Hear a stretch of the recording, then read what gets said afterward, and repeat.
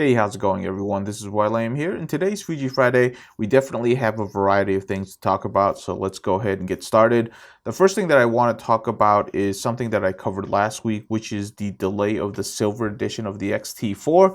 It looks like I've gotten some new news, or I've at least read some new news that says it's something a little bit different. The first thing I want to say is that the Fuji X100V or 5, depending on how you want to look at it, it looks like that's available in black right now, but it looks like the silver edition is being delayed. It looks like the X-T4, the black and silver one, will come out at the same time, but it's only the body version. It's not the kit version. So if you order the X-T4, the body version only, it looks like you're going to get those at the same time. We don't really know the quantities that is going to come out. So if you do order late, you still might be in back order, but it looks like the kit version, so the versions that come with a lens, that's going to be delayed a little bit by a couple of weeks. We don't know how long, but it looks like there is going to be a delay on those specific ones. Now, I say this now, but by next week, I could be telling you something different because I will hear it from somebody else. But right now, it does look like the black and silver versions are coming out at the same time. But as you all know, pretty much all manufacturing has been delayed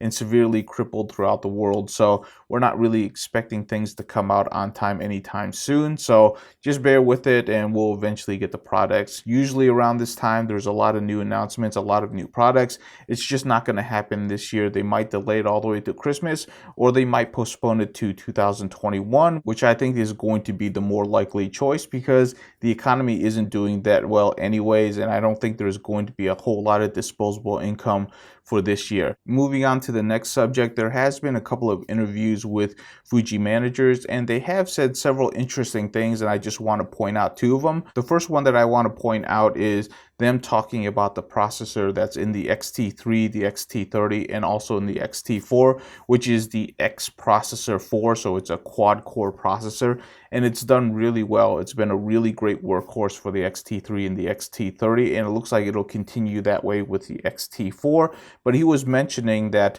we're kind of reaching the end in terms of performance. They're kind of close to maxing out what that processor can do, and this goes back to what I said in some of my other Fuji Fridays, which is it's really important to keep ahead of the power curve in terms of processor power, because as software engineers, we can always find new ways to use more processing power. It's never really a problem. It's always a limitation on what we can do with these cameras because of the processing power. So hopefully with the X-T5 or the X-H2, they also come out with a brand new processor so that they can continue to have more buffer room, so that software engineers can continue to add new features, because we're probably looking at the end of the line of new features coming out for the X-T3 and possibly the X-T4 as well, just because of limitations to the processor. The second item that he talked about, and this is one that I kind of disagree with, which is he was talking about digital image stabilization and how that's eventually going to replace physical gimbals. And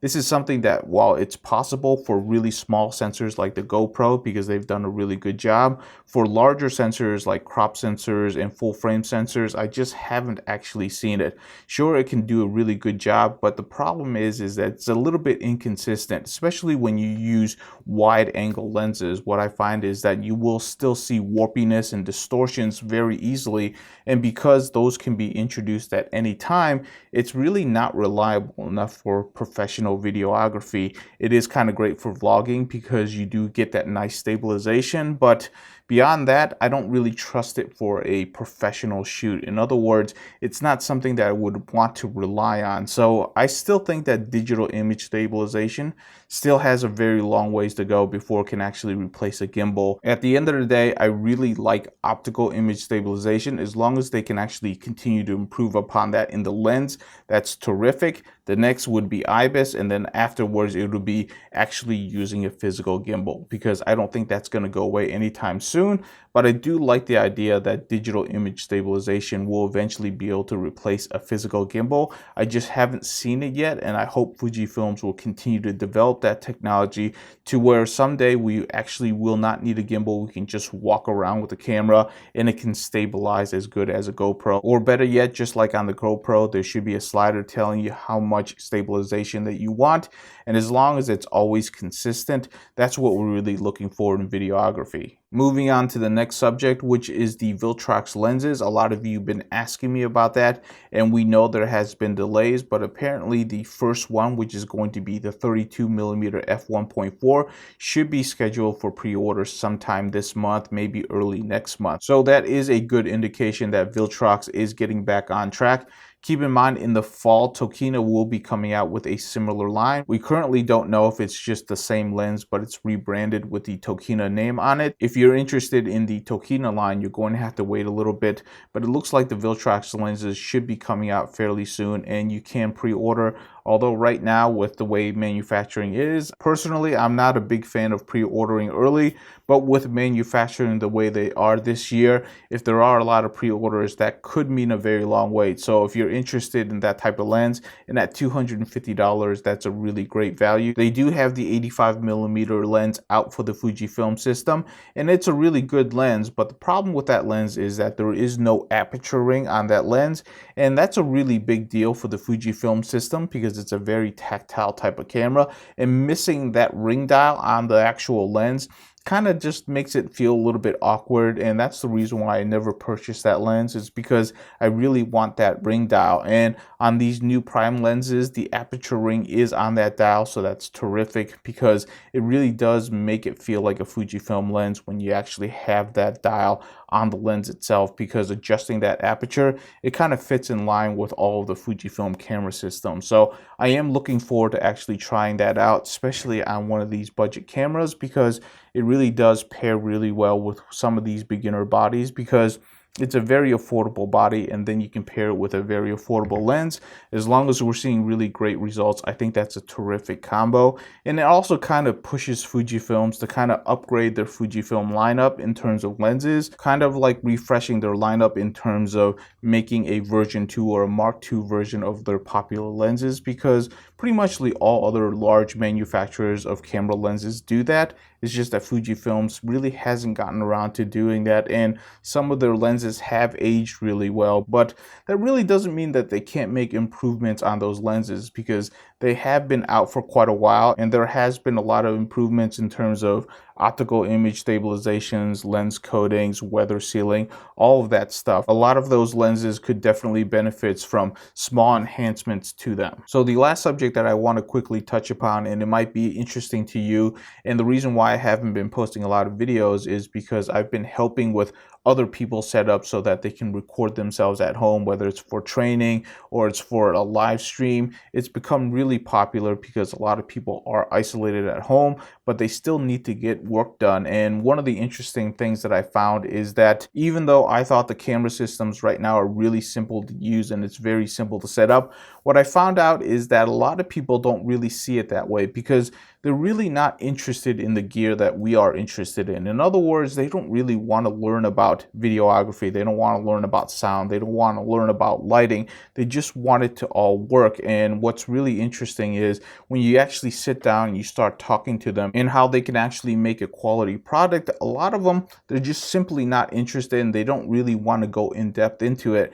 And what I found out the hard way is that, camera systems like the X-T4, even though it's a great system, it's still actually too complex for them. And it's something that I didn't realize until I actually sat down and started talking to people that really need to actually create content, but they actually have no interest in the gear, and they have no interest in learning about the gear. And what ended up happening, because the recommended camera that I was actually going with was actually a Canon brand. In other words, like the Canon M50 or the Canon 80D. I wasn't even actually talking about the Fujifilm cameras because their budget models still aren't really good enough, and it's mostly because of the audio interface. I was actually going with a lot of Canon brands and even showing them the Canon brands, and they're quite easy to use. What ended up happening, which is kind of funny, is that I actually went with suggesting to them to use action cams because they're super simple to use, they're small and lightweight, everything's in focus because they don't care about bokeh or white balance or any of that stuff. So for them, they just want to hit a button, they just want to record if they need to move the camera while they're recording, an action cam actually works really well for them. The only problem with the action cam is that the audio can get pretty terrible if you're far away from the action cam. That's something that's very difficult to solve. But circling back on why I want to talk about this subject, the reason why I brought it up is because even though we've had major advancements in how these cameras work for video, it still has a long way to go in order for it to be actually useful for people that aren't interested in this type of technology and don't really want to learn it and just want to be able to hit the record button and get a really nice image. It's something that I've taken for granted, and it just caused me to realize that we still have a long ways to go. There's a lot of people that really need videographers and need training in this type of department. And if you have the skills, or if you're willing to edit for people, there's definitely opportunities out there. So something interesting for you to bring up. I would love to hear your opinions on that. But that's everything that I want to talk about this week. I hope everybody's safe. I hope you're doing well. Have a great weekend, and I'll see you in the next video.